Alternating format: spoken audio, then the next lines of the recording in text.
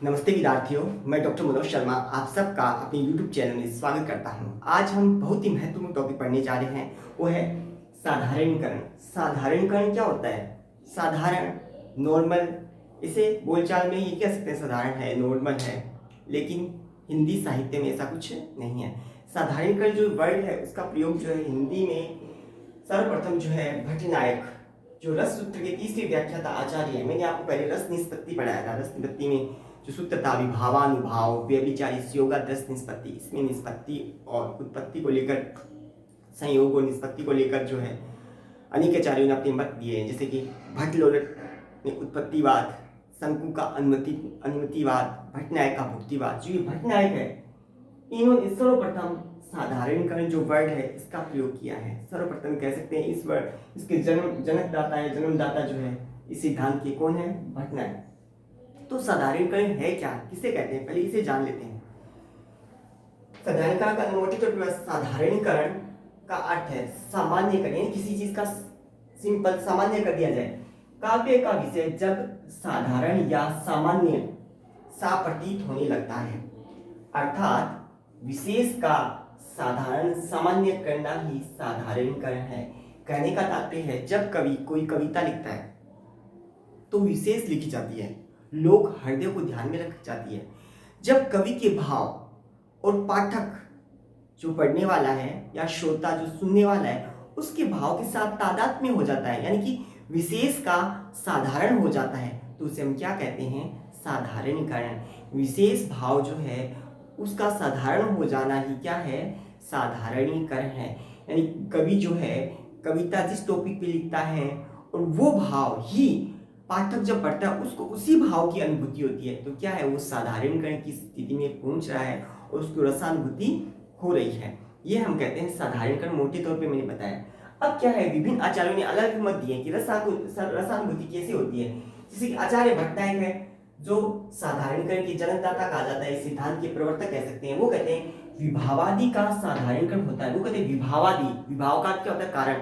मैंने इससे संबंधित एक वीडियो बना दिया है जिसमें रस किए हुए विभाव क्या है, अनुभाव किसे कहते हैं, और इसके साथ साथ स्थायी भाव क्या है, व्यभिचारी या संचारी भाव किसे कहते हैं, आश्रय क्या होता है, आलंबन क्या होता है, इससे संबंधित संपूर्ण जानकारी मैंने एक वीडियो रस के अवयव बनाया है।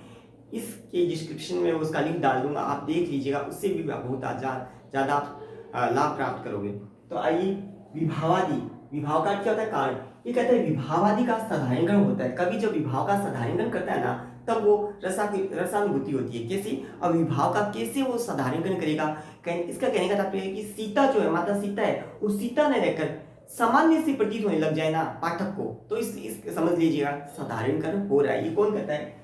आचार्य भट्टनायक कहता है। लेकिन इसके मत का खंडन कर रहे हैं आचार्य विश्वनाथ और एवं श्याम सुंदर दास। वो कहते हैं सहृदय सामाजिक के चित्त का साधारणीकरण होता है। ये कहते हैं कि विभावादि का साधारणीकरण कभी नहीं होता। समाज है, सोसाइटी है, उसका चित्त हृदय है, उसका साधारणीकरण होता है। यानी कि कोई भी कविता समाज तक पहुंचती है और समाज के जो लोग हैं उसके हृदय में उसके भाव और कवि के भाव दोनों का समायोजन होता है या तादात्म्य में स्थापित कर लेता है, तो क्या होता है? साधारणीकरण होता है। ये कौन कहता है? समाज के चित्त का साधारणीकरण। ये कहते हैं आचार्य विश्वनाथ एवं श्याम सुंदर दास।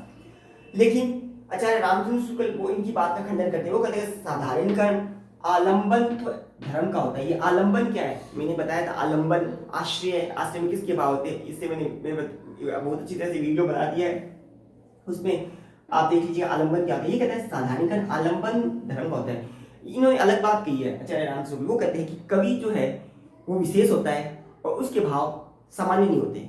कवि क्या होता है? विशेष होता है, उसके जो भाव है वो सामान्य नहीं हो सकते। कहने का तात्पर्य आचार्य रामचंद्र शुक्ल जी है वो ये कहते हैं कि कवि है उसकी कविता तो वैसे विशेष रहेगी, वो लोग समाज को सोचते हुए और उसको ध्यान रखते हुए अपनी कविता लिखता है। लेकिन जब कविता पहुंचती है तो कवि तो विशेष रहेगा, लेकिन उसके भाव जो है सामान्य होते हुए उसकी प्रतिष्ठा है वो क्या हो जाती है? वो साधारण हो जाती है। ये कवि को विशेष मानता है और कविता के जो भाव है उसको ये शुक्ल जी क्या कहते हैं? वो साधारण हो जाते हैं।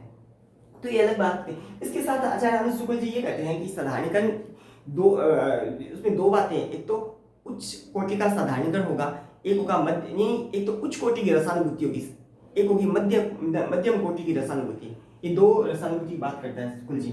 अब आते हैं डॉक्टर नगेंद्र के अनुसार, ये आचार्य डॉक्टर नगेंद्र कहते हैं साधारणीकरण कवि की अनुभूति का होता है, यानी कि ये कहते हैं कवि जो अनुभव करता है वो उसके अनुभव का ही साधारण होता है। यानी कवि क्या अनुभव करेगा, वो समाज को देख के, समाज को क्या चाहिए, अभी उस समाज को देखते हुए उसी टॉपिक पर कविता लिखेगा, और उसकी अनुभूति और समाज की अनुभूति यदि मैच करती है तो क्या हो रहा है, साधारणीकरण हो रहा है उस कविता का, पाठक तक, दर्शक तक पहुंचती है। फॉर एग्जाम्पल कोई मूवी बन रही है तो मूवी का डायरेक्टर देखता है कि हाँ मेरी इस टॉपिक पर मूवी में बना रहा हूँ, चल सकती है और ज़्यादा से ज़्यादा ऑडियंस आएगी, ज़्यादा से ज़्यादा दर्शक आएंगे देखने के लिए।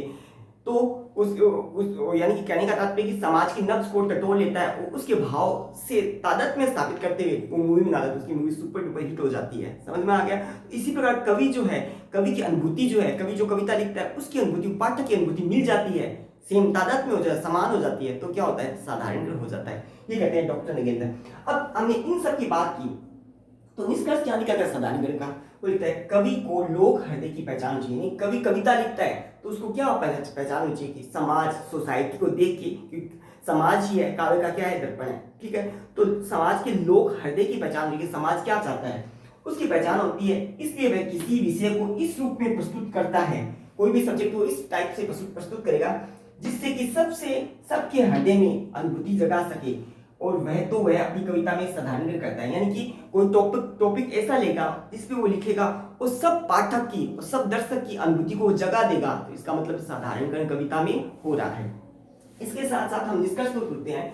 अतः कवि की अनुभूति के साथ, कवि की अनुभूति के साथ पाठक जो पढ़ने वाला है, श्रोता जो सुनने वाला है, उसकी अनुभूति का तादात्म्य होना ही साधारणीकरण है। कहने का तात्पर्य कवि की अनुभूति के साथ, कवि की जो अनुभूति है वही अनुभूति पाठक या श्रोता की है या दर्शक की है, तो क्या होता है, कविता में साधारणीकरण होता है और जो पाठक है रस की अनुभूति कर सकता है। तो ये साधारणीकरण बहुत जटिल टॉपिक है और मैंने बहुत अच्छी तरह से कम समय में इसको समझाया है। साधारणीकरण क्या है, विशेष का सामान्य हो जाना। कवि अपने भाव इस प्रकार कविता में लिखता है कि पाठक जो है कि भाव और कवि के भाव एकदम तादाद में मिलने लग जाए, एकदम मैच करने लग जाए, तो क्या है, साधारणीकरण की स्थिति तक पाठक पहुंच जाता है, कवि के भाव में सीधे पहुंच सकते हैं। ठीक है जी। तो बच्चों आज का वीडियो आपको ये कैसा लगा? यदि आप इससे लाभान्वित हो रहे हैं और आपको अच्छी तरह से समझ में आया है तो प्लीज़ आप इस चैनल को लाइक कीजिए और सब्सक्राइब कीजिए। घर पर रहिए, सुरक्षित रहिए और अध्ययन करते रहिए। धन्यवाद।